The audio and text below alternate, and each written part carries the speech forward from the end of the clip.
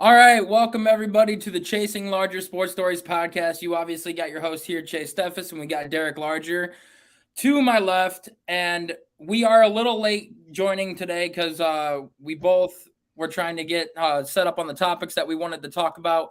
And starting off, we have news coming out of Miami for this week.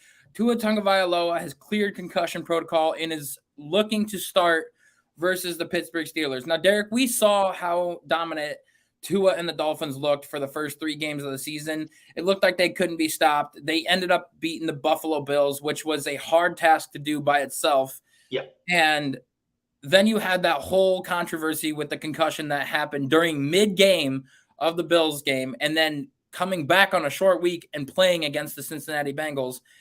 And it has been almost 2 weeks now since we've seen Tua. Do you think that he is fully prepared and ready to go up against the Steelers? And mind you, TJ Watt, who has been injured since week 1, has been looking to come back this week and is trying to push himself to play on Sunday. That is going to be a massive, massive task to try to play when TJ Watt is in the lineup. Yeah, very interesting if TJ Watt's going to be able to play or not. In regards to Tua, I mean, yeah, I certainly hope for the best for Tua. I mean, you said it. The Dolphins look like the best team in the NFL through the first 3 weeks. The only team that was able to actually beat the Bills so far this year. And, that was on par with the fact that, the Dolphins had Tua. Tua's been the lifestone of that team for the first part of the year, to many people's surprises. And, it's obvious that they're not the same without him. So him being back definitely could be a huge, huge boost for this team, not only offensively, but being able to be everywhere. But at the end of the day, it really is going to come down to, is he actually okay now from, suffering those head injuries? Certainly hope for the best when it comes to that. And if he does play, then, I could see the Dolphins beating the Steelers. I think it'll be an easy feat for the Dolphins to beat the Steelers if Tua is back and ready to play. Would you guys stop it? Sorry, my dog and cat are going at it.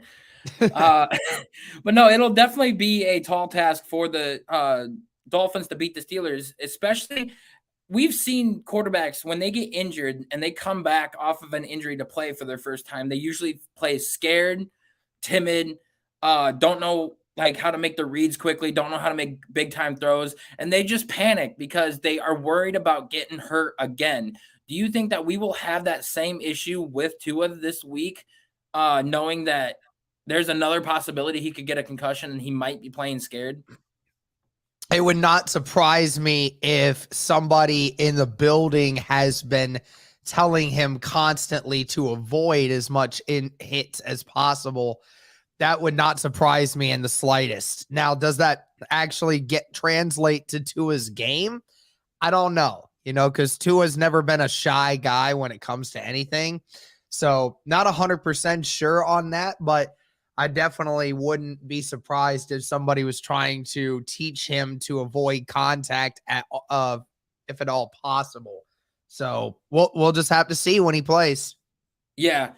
And credit to Tyreek Hill. I mean, he is leading the league in receiving yards at this moment in time, but he will be a big key component to that Dolphins victory.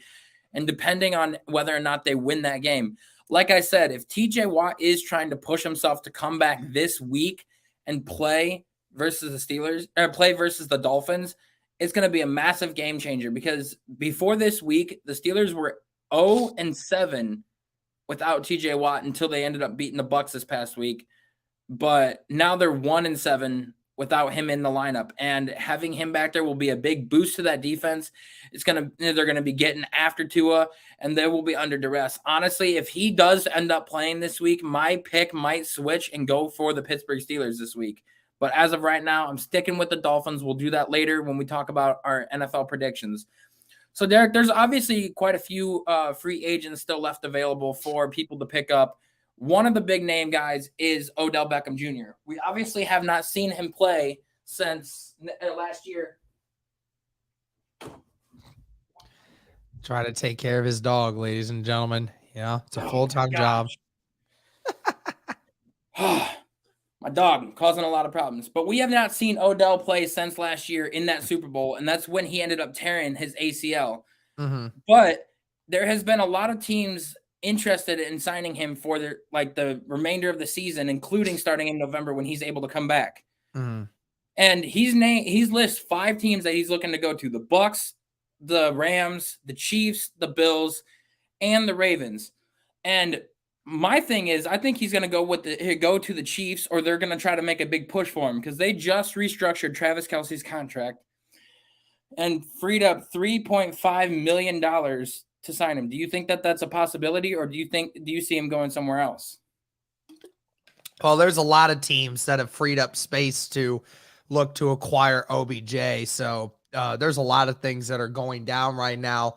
You know, we've been talking about McCaffrey to the Bills and a couple other guys going places. We haven't really talked too much about, you're right, OBJ still being on the free agent market because, like you said, he didn't want to sign anywhere until he got closer to being done with his rehab. You know, you don't want to take that chance until you feel the best position possible. And, you know, I mean, it really is going to, I think for him, going to come down to who's the title contenders. And, you know, when you're talking about the 2 title contenders right now that are on that list, you talk about the Chiefs and the Bills, right? Like those are the 2 teams that, you know, it could be the biggest thing for him. And he could thrive in whatever system he went to there because Josh Allen and Patrick Mahomes would be able to get him the ball just as well as anybody else. So, I mean, really would be fun to see OBJ play that. And we'll just have to see, you know, because he's still got a little bit of time to figure it out.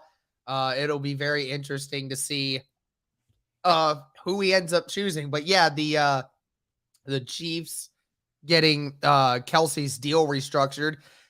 Kelsey talked about that on his podcast with his brother the other day. And they were like, yeah, I don't know what that move is for, but obviously they're trying something. So yeah, I mean, if I assured that that's probably what it was that they were probably going after if Kelsey was willing to restructure a deal. So yeah, be very interesting to see what the Chiefs decide to do here. Dude, I'm telling you, if you pair Christian McCaffrey and Odell Beckham Jr. with the Bills, man, like the Bills are almost a lock for the Super Bowl. Like, oh, they're a lock. 100%. That offense can't be stopped.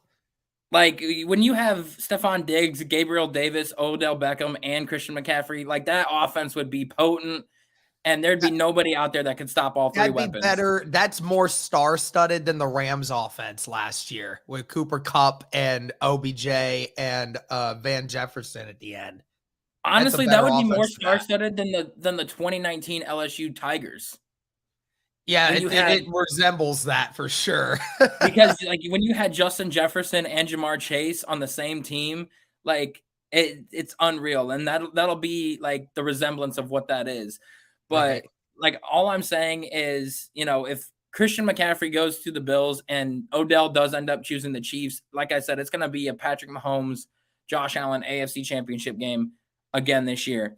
I don't think the Bengals are strong enough to go all the way again. I think that they're going to be facing a lot of good defenses going into the playoffs. I think that the Chiefs, if they get one more good piece like DJ Moore or Odell, they're going to be riding high in going into the playoffs. And like Patrick Mahomes paired up with those guys is going to be hard to stop. So it's going to be interesting to see what we can do or what those teams can do in terms of that. So I don't know. It'll be very interesting to see who Odell chooses and see where he wants to go. Because honestly, if he goes back to the Rams, that might honestly be the push that the Rams need to end up going all the way back to the promised land. But ultimately, I think it's going to come down to the Chiefs and the Bills. Jacob, if you're in here watching, if Odell goes to the Chiefs, it's going to be a dangerous game, man. Because right now, Patrick Mahomes is winning games with, you know, decent wide receivers, but not a true deep threat or a true number 1 target. And the fact that he's doing this with those guys just goes to show you how good of a quarterback he really is in the NFL. Moving on to other quarterback news, Mac Jones is looking to try to come back as the starter next week. they said with his high ankle sprain, it was going to be a 4 to 6 week process. He's coming back quicker than people expect, and he's still going to try to start next week. But with the way that Bailey Zappi is playing, and if he plays that well continuing on Monday night, granted it's against the Bears, but if he continues, we could see another situation where it's the Drew Bledsoe and Tom Brady, where the backup quarterback takes over for the starter and doesn't look back. And Bill Belichick has already said, or he has not even announced the starter for next week yet, and has already dismissed Mac as the starter. So what's your thoughts on that?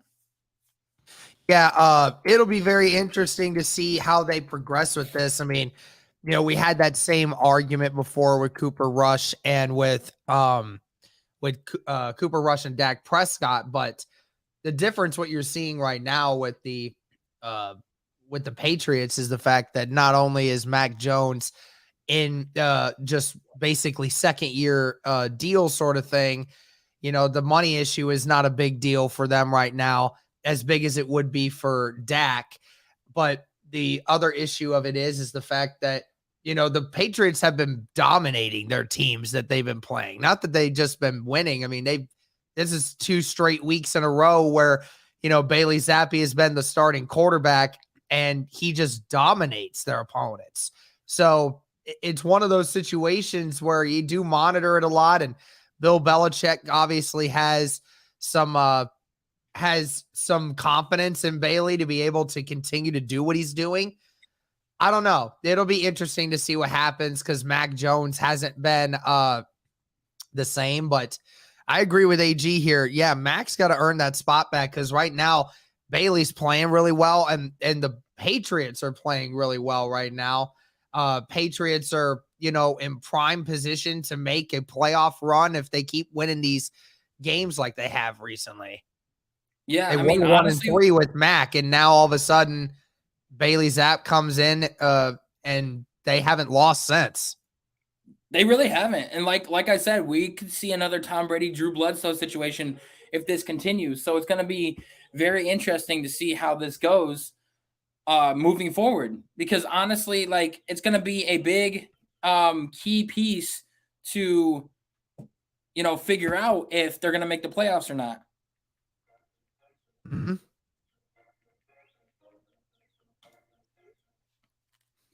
So it'll be very interesting to go to say the least. But Derek, I'm going to turn it over to you, and we'll go ahead and talk about a key factor to tonight's game between the Cardinals and the Saints, and what's going to happen with that. So yeah, go ahead and take it obviously away. The Cardinals and Saints tonight. DeAndre Hopkins is scheduled to return his first game since the suspension for violating the drug policy for the NFL. So he will be back for this week 7 game. Even the Cardinals are saying that DeAndre Hopkins is not an immediate fix to this Cardinals offense. How big of a fix do you think it is, though, Chase, for this Cardinals offense to get back on track having DeAndre Hopkins back? It'll be huge. I mean, that's obviously Kyler's number one weapon, his best target that he's had over the past, couple seasons.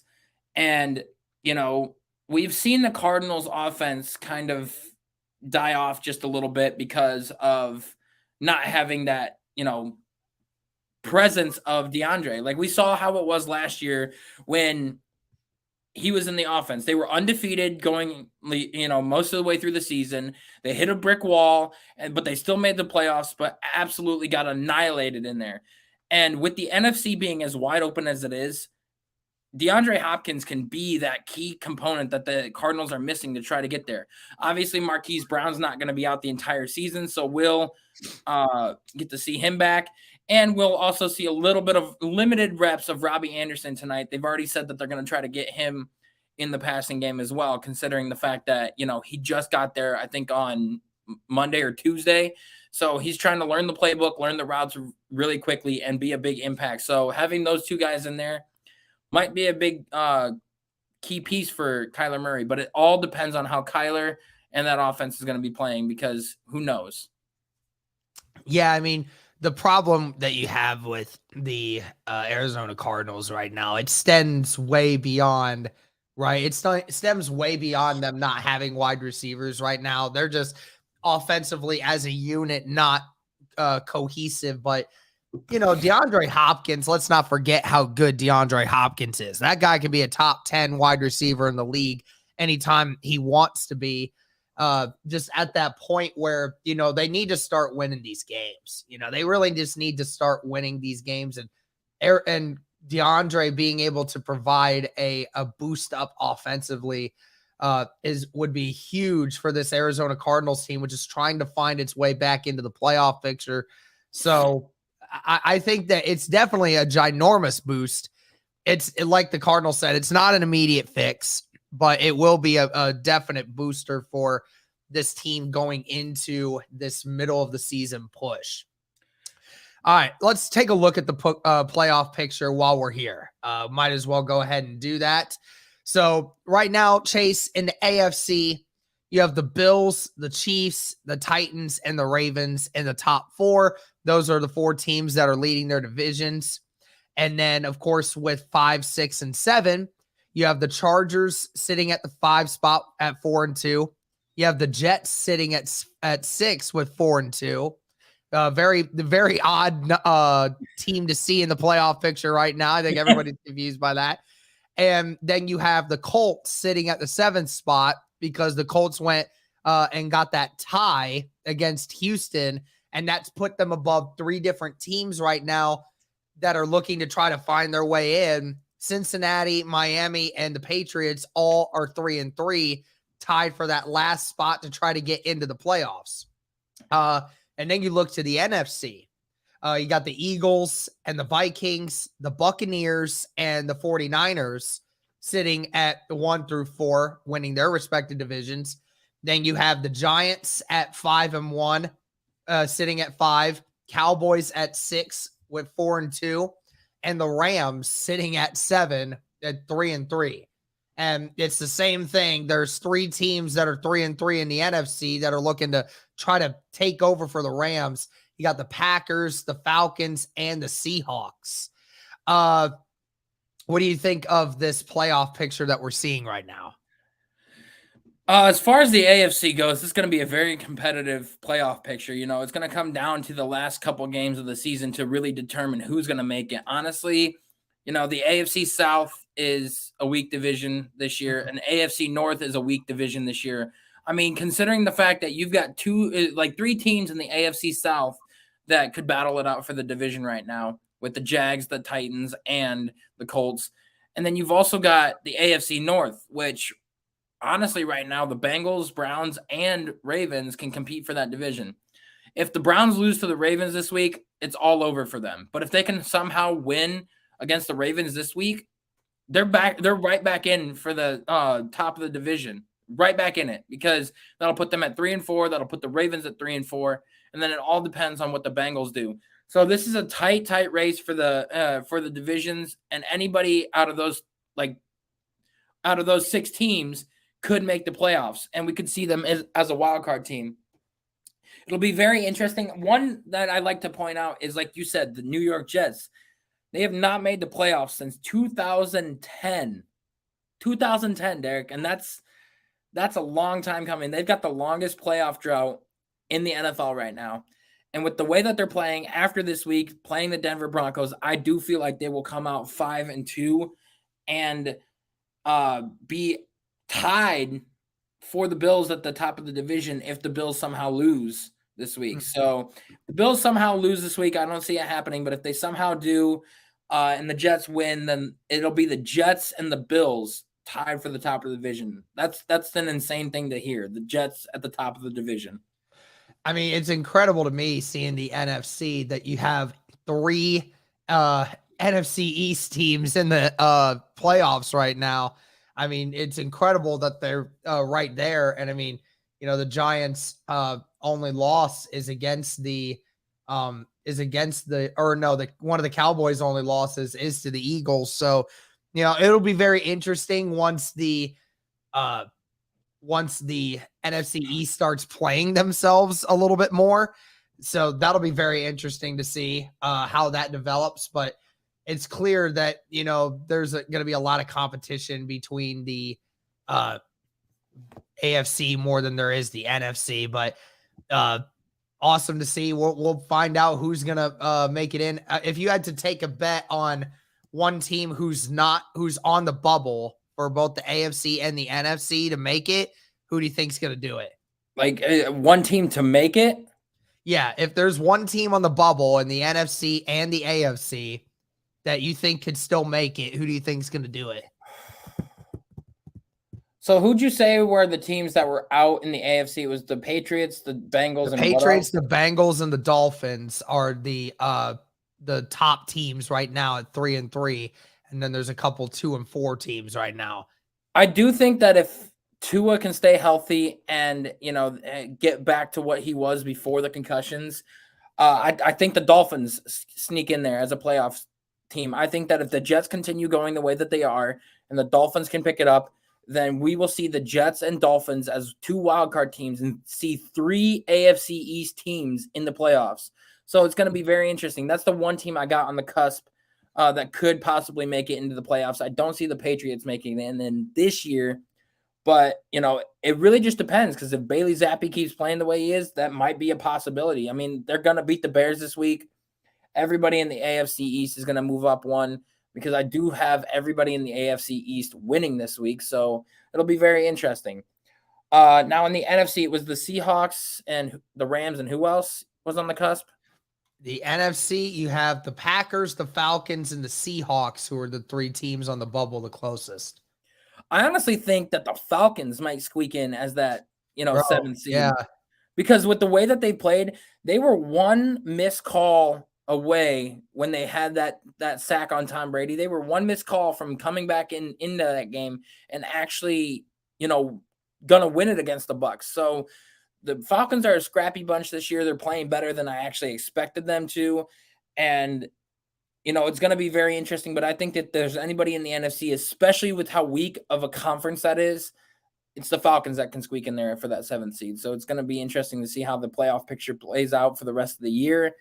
Obviously, we still got a long way to go until the end of the season. Like I said, there's quite a bit of teams that are battling it out for their division. Everybody in the NFC West is pretty much one game within, very close with each other. So it's we'll see how that plays out in that division. Obviously, if the Cardinals win tonight, they overtake the top of the division because everybody else hasn't played yet this week. So, Derek, we'll have to wait and see. Maybe the Colts can sneak in there as a playoff team. I don't know. Yep, who knows? All right, let's go into the top 10 quarterbacks. Ooh. You wanted to mention this? Go ahead and give me your top 10.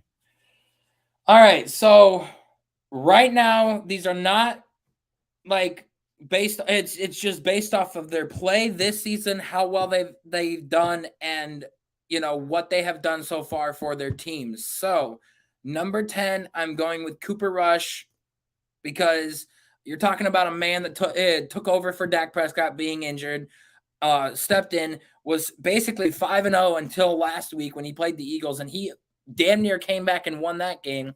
So as of right now, he is a top 10 quarterback going into this week because of how well he's played and what he has done for his team. Now, number 9 for me, I'm going to have to go with Kyler Murray, because even though he is still, not put up the offensive juggernaut that we've seen in years past, he's still keeping his team in close games. He's still winning when it comes down to it. He's still making the big plays when you need it. So I'm going to go with him at number 9. Number 8, I'm going to go with Geno. Everybody thought that Seahawks trade, that the Broncos had won that trade. Everybody was thinking that with Geno Smith being named the starter, it's washed. It's going to be a down year for the Seahawks. It's going to be crazy because, nobody expected him to step in and dominate like he is. And honestly, if he keeps playing the way that he is, the Seahawks might squeak into the playoffs. So that's insane to say the least. 7, I have Lamar Jackson. Obviously, like, he played very well to start the season, has been doing great things, but ever since, they lost to the Dolphins, like, his stats have dropped a lot. His pocket awareness has dropped. He's thrown more interceptions. His QBR has dropped. Everything has dropped from Lamar since since the beginning of the season. So if he would have kept it up, he would have been in my top 3, no question about it. But his play on the field has dropped since the beginning of the season, and he's not playing that well. So I'm gonna have to go with him at number 7. 6, I'm gonna go with Jared Goff. Jared Goff had stepped in for the Lions. Nobody expected. Yeah, exactly, Alex. Nobody expected Geno to be better than Russell Wilson this year. Like, Yeah, facts. nobody expected that.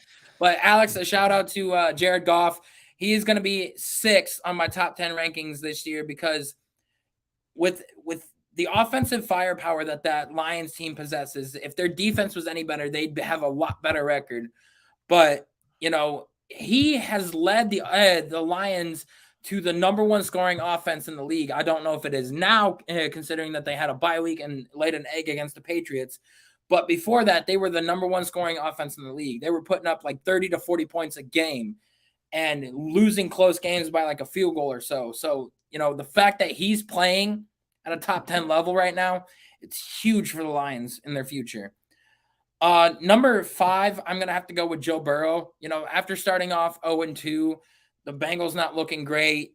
All the sacks that they were giving up, it was kind of like, okay, when they made it to the Super Bowl, is that the highest that we are going to see with the Bengals? Are they going to have a down year? Because normally that Super Bowl curse, usually the teams that don't win it end up going back at some point. Usually the team that wins it has a down year. We're seeing it with the Rams. But this year, we are seeing it with Joe Burrow as well. That Bengals team is not as high-powered as it was last year, and it definitely shows. So I've got Joe Burrow at 4. Justin Herbert is at 5. Justin Herbert's going to be my guy at 4, just because the Chargers have been back and forth, wishy-washy. But honestly, if you've got, Justin Herbert being injured and having the rib injury that he suffered and still going out there and putting up the numbers that he does, producing the way that he has, it's obviously going to be interesting to say the least on, where it continues. And honestly, they are tied with the Chiefs right now in that division at 4-2 each. So if Justin Herbert can get healthy, Keenan Allen and that team can get healthy, the sky's the limit for the Chargers. And we saw last week, J.C. Jackson, the $82 million corner that they signed this offseason, got benched in place because he gave up a big route to Jerry Jeudy. So this Chargers team is very interesting. My number 3 guy I got on this list is Jalen Hurts. Obviously, he made a massive leap. I did not, Derek, going into this year, if you would have told me that the Eagles would have been 5-0, I would have called you a liar because I really did not expect that. I did not expect. 6-0. Huh? 6-0. Yeah, that's right. 6-0. 6-0. Yeah. Like going into this year, I did not expect that from the Eagles. I thought that maybe they were going to be like 3-3 at this time, or maybe being lucky at 4-2, but 6-0. Nobody expected that. Not even me, because I did not know if Jalen Hurts was going to step up and, take that next leap forward. And the fact that he is, as potent as anybody else in the league, because you saw the offensive juggernaut, the offensive talent that they possessed with A.J. Brown, Miles Sanders, Devontae Smith, and then the upgraded defense that they got. This Eagles team is going to be the ones to go through in the NFC. Number 2 and 1 are 1A and 1B for me right now, because, it's very shocking, but I'm still going to have Josh Allen at number 2.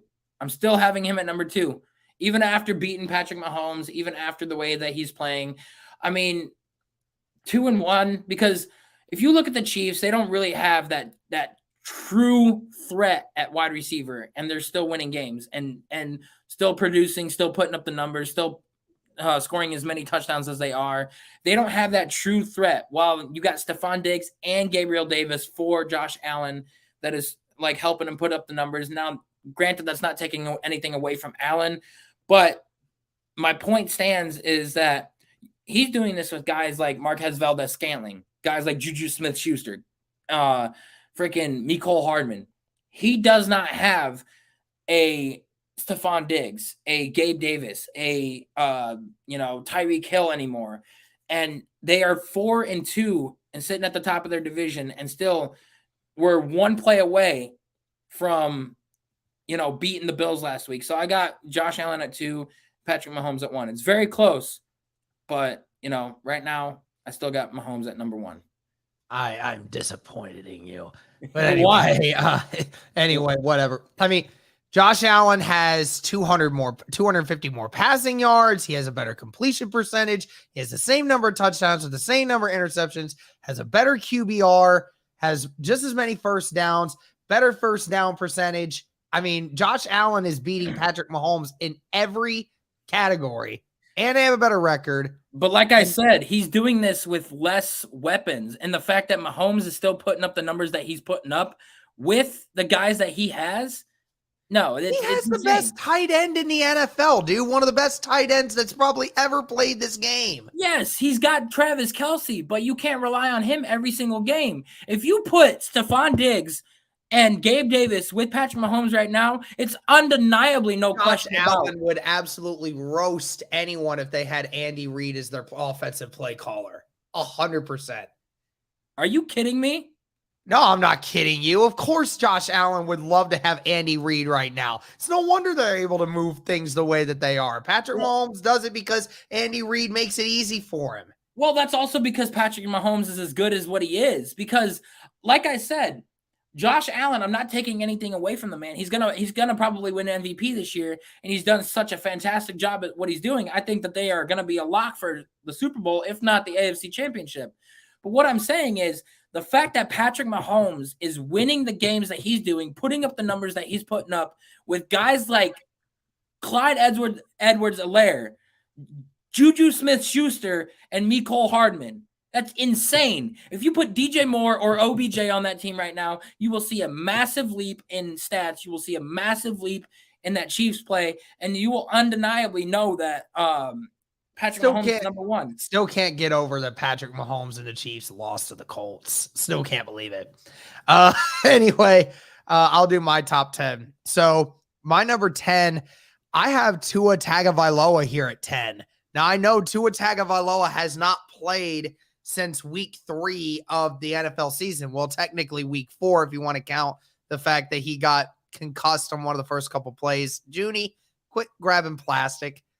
But yes, that's our mascot here on the podcast. Yeah, my dog, one and only Junie. But yeah, Tua, I mean, he's shown you just how unbelievable he's been.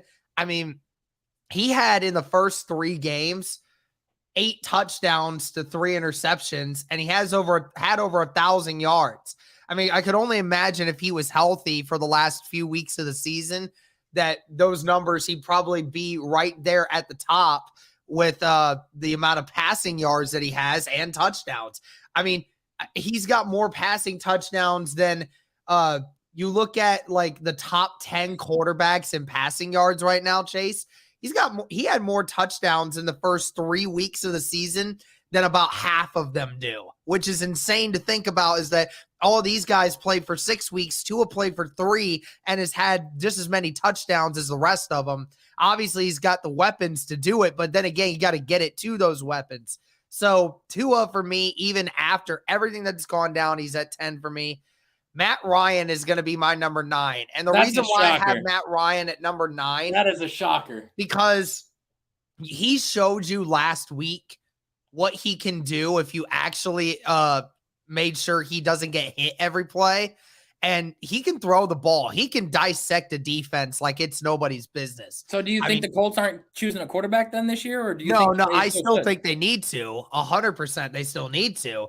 But I'm just saying that if you showed that you can have a competent O-line, which the Colts haven't had through the first 5 weeks, But then week 6, they showed you if you can keep Matt Ryan upright, your offense can move the ball. I mean, he threw the ball and he threw for 389 yards, 3 touchdowns, and no interceptions in that game. And he showed you he still got it as long as you keep him upright. And that's why I have him here at number 9, because of what he definitely can be this year. Number 8 is Jared Goff for me. Like you said before, I mean, Jared Goff has looked really awesome this year in regards to efficiency in the offense. Last few weeks, it's kind of tampered off a lot because of the pieces getting hurt. But the first couple weeks you saw, I mean, those guys, they were having the number 1 offense in the freaking NFL with Jared Goff at the helm. So I have Jared Goff at number 8. Number 7 is Geno Smith. And never in my wildest dreams did I think that Geno Smith would be playing like a top 10 quarterback right now. 1,500 yards, 9 touchdowns to 2 interceptions. Has the highest completion percentage of any quarterback in the NFL at 73.5%. I mean, it sucks that it's crazy that it's not translating to even more wins. You know, like I know they're right on the cusp. It just sucks that the rest of the team is not good, because if Geno had any kind of supporting cast, then you would be seeing this team playing for a lot more than what they are right now. Number 6, Joe Burrow for me. I think Burrow's in the same situation as what Matt Ryan's been. He's had a terrible offensive line all year, still top 6 in passing yards, and has 12 touchdowns to 5 interceptions. I think he's personally keeping the Bengals in it right now. If it wasn't for how the rest of the team is playing, then Burrow, I mean, they wouldn't be even close. They'd lose every game. Jalen Hurts at number 5 for me. Jalen Hurts playing fantastic. His numbers have kind of tampered off a little bit over the last few weeks. Only reason I don't put him higher, I understand he rushes the ball too. I totally get that. But he only has 6 touchdown passes on the year.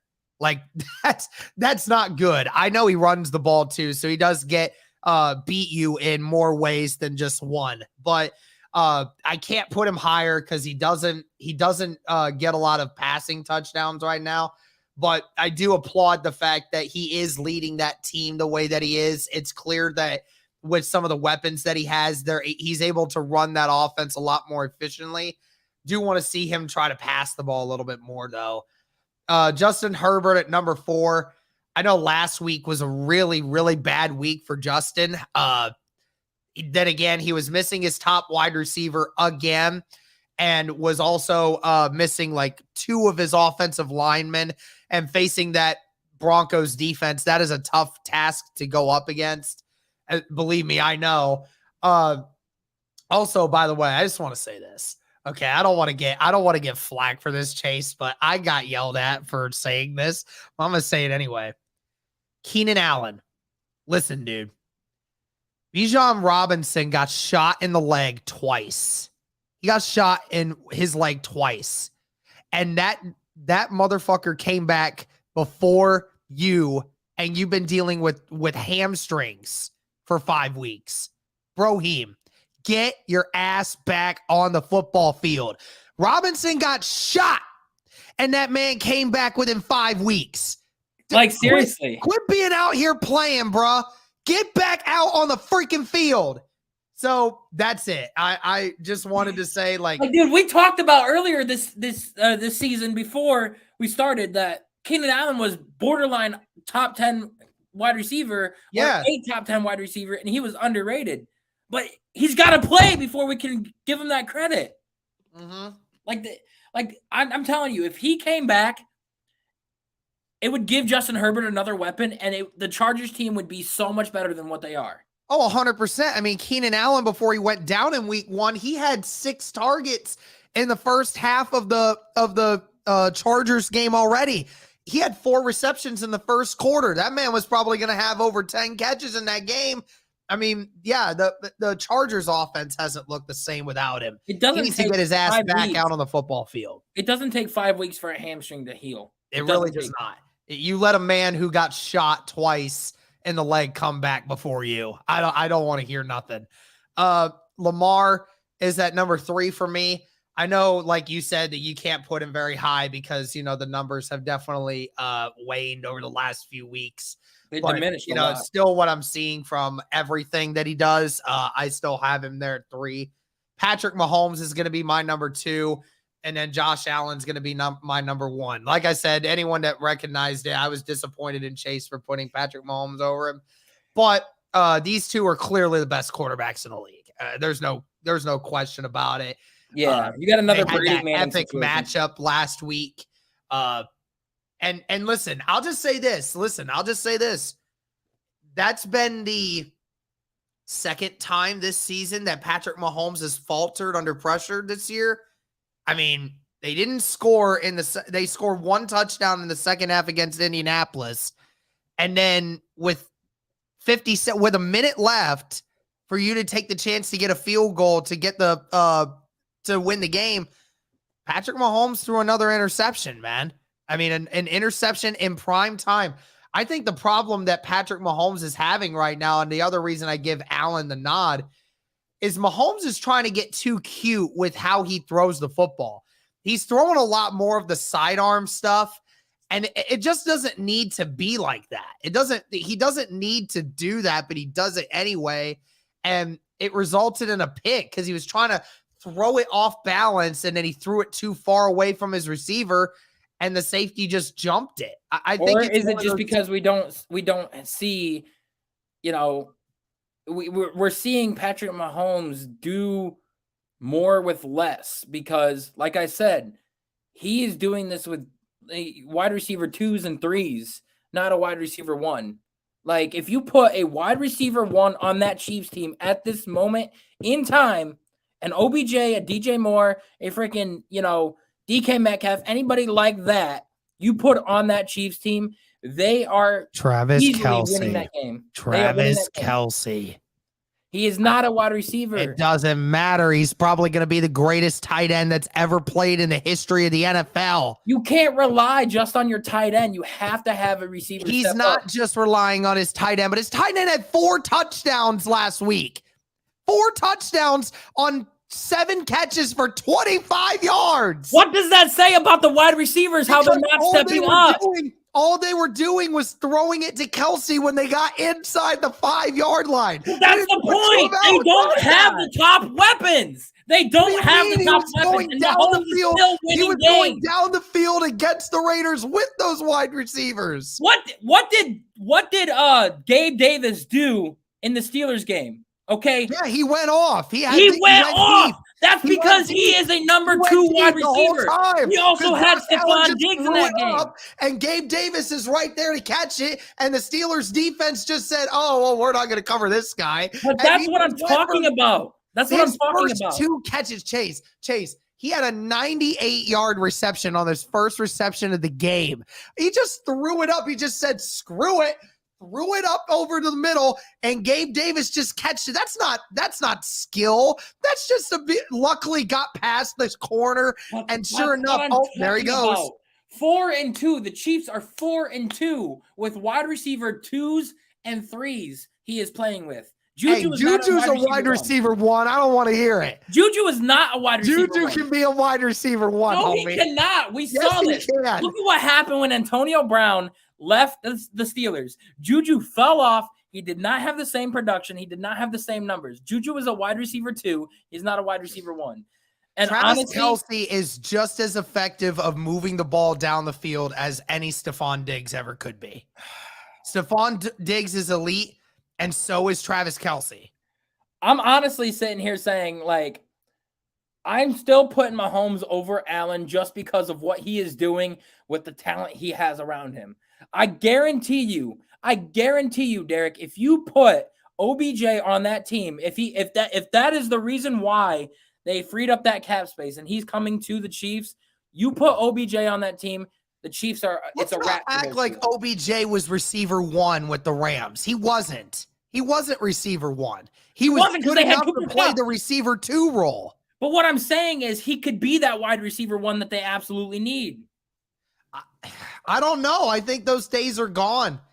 I mean, I definitely think he could do some good with Patrick Mahomes, of course, because Patrick Mahomes and how they run their offense helps. But I mean, we're not talking about Giants OBJ here. We're talking about a guy who couldn't stick it out in Cleveland. And then on top of it, when, he moved on to the Rams, the fact that he was not the number one enabled him to get a lot more one-on-one matchups. And then teams didn't take into account for him, and Matt Stafford was able to make it work. So the only issue you have is that you're questioning on whether or not they're going to review him as a wide receiver one. I'm saying that they won't, because at the end of the day is that he could be wide receiver one, but he's not going to be target number one for opposing defenses, because you're still going to look at Travis Kelce. You would look at Travis Kelce before you look at any wide receiver that they add, and they would bring them in. I don't care what wide receiver the Kansas City Chiefs brought in right now. You could put Stephon Diggs, flip him over to the Kansas City Chiefs right now, and flip somebody else over. I guarantee their defensive play calling does not change in regards to making sure that it is Travis Kelce who is the number one guy that they're making sure does not dictate the game. That's still how it would be. And that's why I'm saying he's target one for the Chiefs, because at the end of the day, Travis Kelce makes that thing go. He really does. Now, if you took Kelce off of there, then I would be saying, okay, we're getting into Tom Brady territory here, where he's throwing it to a bunch of different guys. But the Chiefs are able to do what they do because of Travis Kelce. Kelce moves that train, and he is really the biggest byproduct of Patrick Mahomes. I didn't see you saying this like 2 or 3 years ago. You were undeniably saying Patrick Mahomes was the number one QB out there. Yeah, he was, because ultimately they were they were playing at an elite level. They had the number one, they had the fastest wide receiver in the NFL. They had the best tight end in the NFL. No question about it. They still do. I mean, they had a lot more weapons before, but even then, I mean, Patrick Mahomes was still playing at a more elite level than what he is now. I mean, he has 1,736 yards. That's great. That's fantastic. But I mean, at this point, 2 or 3 years ago, he had 2,000 yards in 6 games. Of course, they're not throwing the ball as much deep anymore, because again, you don't have Tyreek Hill. You don't have that ability to throw the ball deep like the way that you wish you could. I mean, but I'm just saying, he is my number 2. I'm not saying that the gap is that much wide. I mean, it's Josh Allen here, and it's Patrick Mahomes like right here. It's kind of hovering right below it. And then if Josh Allen has a atrocious game, and then Patrick Mahomes has an amazing game, they get flipped. It's just pick your poison right now. That's what I'm saying. All right, whatever. All right, let's move on. We're gonna now do our predictions for the NFL season. Week 7. Here we go. Saints versus the Cardinals, Chase. Who do you have? I got the Cardinals. Cardinals in this? Yeah. I don't know, man. I don't know. The problem, I don't really want to pick the Saints, because even though they've said that that they may be getting Jameis Winston back, I still can't. Oh yeah, and I think they said Marshawn Lattimore and a few other guys are ruled out. So I'm gonna go with the Cardinals as well. I can't go with the fact that the Saints have so many different guys. They have so many guys missing. I don't know if they're significantly ready yet. But okay. Browns and the Ravens, Chase. Who do you have? I want to choose my team, but I can't this week. I can't. I can't do it. You picking the Ravens? I'm picking the Ravens. My team has let me down so many times, and we've been in such close games. Like before last week, we lost each game by like all 3 games by a combined total of 6 points. 6 points by a combined total. And my team has given up so many rushing yards. And the fact that Lamar is 5th in the league in rushing right now. and the fact that like our team cannot stop the run to save our lives. We can stop the pass. We are 10th or we are like 10th or 12th in the pass. We can stop the pass. We can't stop the run. So I'm going with the Ravens on this one. Yeah, I'm going with the Ravens too. Same thing that you just mentioned. I mean, the Browns defense hasn't been spectacular this year. And, I think that their biggest attribute right now is running the football. And if they're not able to dominate you by running the football, then they don't win games right now. So, yep, I'll go with the Ravens too. Okay, Buccaneers versus the Panthers. Now, don't be shocked if this is a trap game. Like, honestly, do not be shocked if this is a trap game with the Panthers. And I want to choose the Panthers with how bad the Bucs are playing, because if the Steelers can beat the Bucs, I have a feeling the Panthers can. But I think Tom Brady and the Bucs are pissed. I think that they're going to come back and, wreck some shit. I'm going with the Bucs this week. Yeah, I'm going to go with the Bucs here as well. I think we can't look too much into the opponent that the Bucs played last week and kind of look at the one that they have right now. Obviously, you had that whole drama situation going on with Robbie Anderson and the interim head coach on last Sunday. Right now, the Panthers are still not playing well. So, yeah, I'll go with the Bucs here as well. Falcons versus the Bengals. I'm actually choosing the Falcons in this one. You're going to choose the Falcons. I'm choosing the Falcons because, like we said earlier, they ended up winning last week. They were so close to winning against Tom Brady and stuff, and their run game's pretty good. The Bengals are having a hard time stopping run games.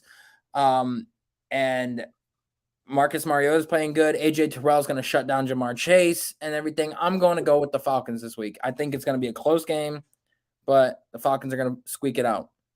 While I do love what the Falcons are doing right now, I'm going to go with the Cincinnati Bengals here. Now, if this was at home for the Falcons, I'd probably agree with you. But I think the Bengals having home field advantage here will definitely change some things up. So I'm going to go with the Bengals here. I think the Bengals are seeing the playoff picture and really want to, be able to move it down the field and try to get back into the playoff run here. So I'm going with the Bengals. Lions versus the Cowboys. I'm going with the Lions. Honestly, I think coming back off the bye week, a lot of people are healthy. A lot of people are ready to go. I think that that Lions team is going to start stepping up and being that top scoring team again. Now it's a matter of if they can stop the Cowboys offense. That's another story. Alex, please tell your team to step up and play defense. But I'm going with the Lions this week. I'm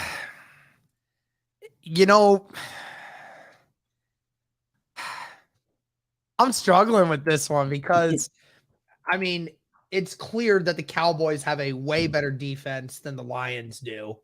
The Lions don't have any defense right now. And, I will say this, even though the Eagles won last week against them, the Cowboys really, really hunkered down in the second half against the Eagles offense. And I wonder, even if they get all their pieces back, I just wonder how the Cowboys defense will go against them, because I still think that they can do some damage, and that Lions defense is atrocious right now. And the Cowboys are able to move the ball pretty effectively. I don't know, man. I just for nostalgia's sake, I'm gonna go Cowboys. And Cowboys got upset last week, and I think they're gonna figure it out. And with the Lions being all offense and no defense, I think the Cowboys at home are gonna figure it out. Giants versus the Jaguars. This one's actually two teams tough. that you've loved seeing them play, and you're like, man, they've been better than what their records show. So I think I know who you're picking, though. This is a tough matchup, honestly, but like, you want me to help you with maybe adding to the confusion? The Jaguars are the 5th best rush defense in the entire NFL. Are they really? Yeah, they're 5th. Yeah. So wow. Being able to slow down opposing offenses on running the football is what they do best. And considering the Giants' pass defense is horrendous. Yeah. I'm going with the upset this week. I'm going with the Jags.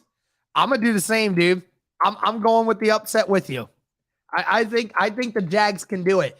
I think that the Jags, I think they showed this last week that if they move the ball methodically on a defense, they can move the ball down the field, and they can run too. They can run the ball very effectively against a team. And the Giants, I think their whole offense stems from being able to run the ball with Saquon, and Jags do a really good job defensively of stopping the run. So I think this is a perfect trap game for the Giants here, and the Jags are going to take it. All right. Packers versus the Commanders. Now remember, Carson Wentz is not playing in this game. We're going to see Taylor Heineke. I'm picking the Packers, so I'm going the Commanders. You're going to Commanders? I'm going the Commanders. Oh, shit. I'm going with the Commanders. Oh, my gosh. No way. Go Commies. Oh, my God. Oh, my God. Don't say that ever again. You can probably say it on YouTube because YouTube doesn't give a shit. But that's funny.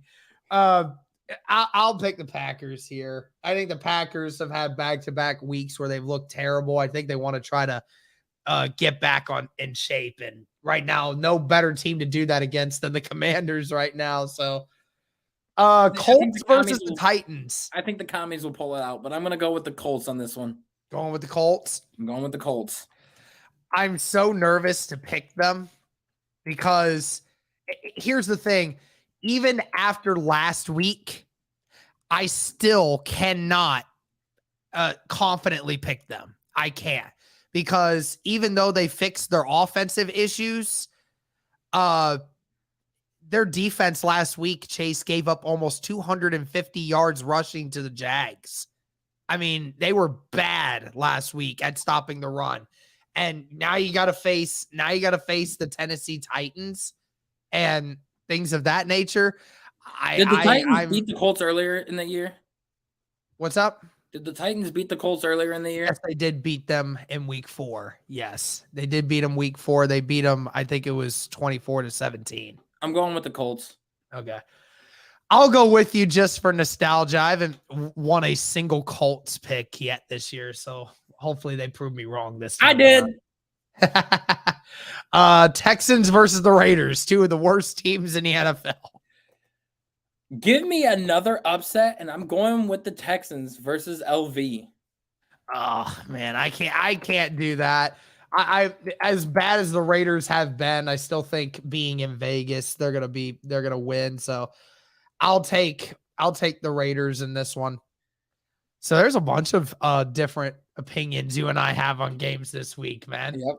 Jets versus the Broncos. I'm not even gonna respond. I'm gonna just say Jets. Yeah, same.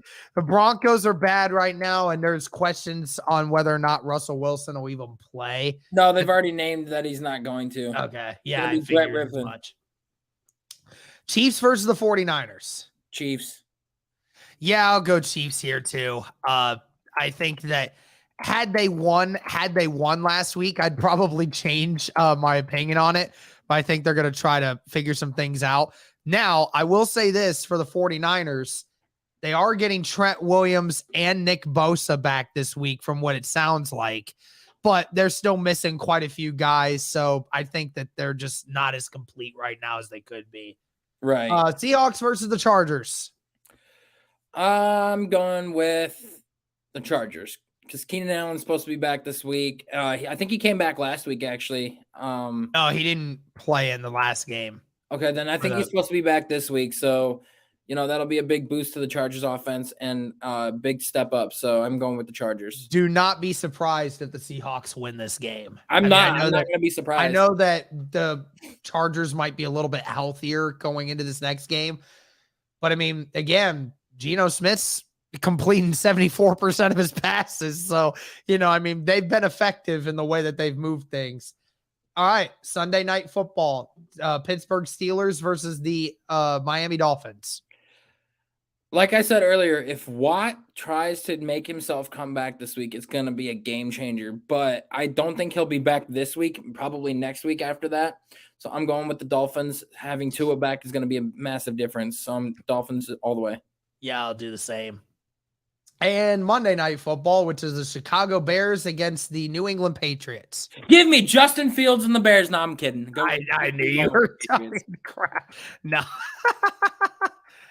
Yeah, I'm taking the Patriots here too, man. The Chicago's just a load of crap right now. Bring Justin to a team that actually can do something for him. Yeah, take him to the Saints. Take him to the freaking Colts. Colts can't do anything with them right now. They can't even do They anything. got better weapons than Chicago's even got. But you got a shitty coach. What do you mean? You're I the like one that's the game plan that we had last week. You have been for weeks. Yes, I know. I'm saying that last week when it came to the game plan that they actually had a good game plan for them. I'm not changing the fact that if obviously that I thought Chase lost his mind for a second. No, I'm not that stupid. When he was talking about the freaking Bears. But yeah, I'm my opinion is still the same on that.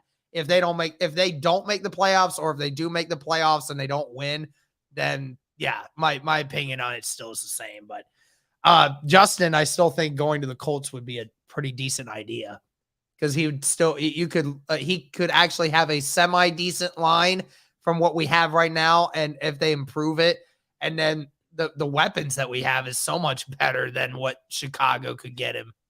Right. All right. Well, that'll do it for the podcast today. Thank you everybody for tuning in. We got the viewership up, Derek. That's amazing. 3 to 5 people we've been averaging in today's cast. So we want to get that number up to the double digits. So everybody that's in here, let everybody know, tell them when we are going to stream and everything. And I'll try to keep it going here as well. We plan on doing a show on Monday and Tuesday, but we'll let everybody know that is in the chat now when we're going live. But that is it for today's show of the Chasing Larger Sports Stories podcast, and see y'all next week.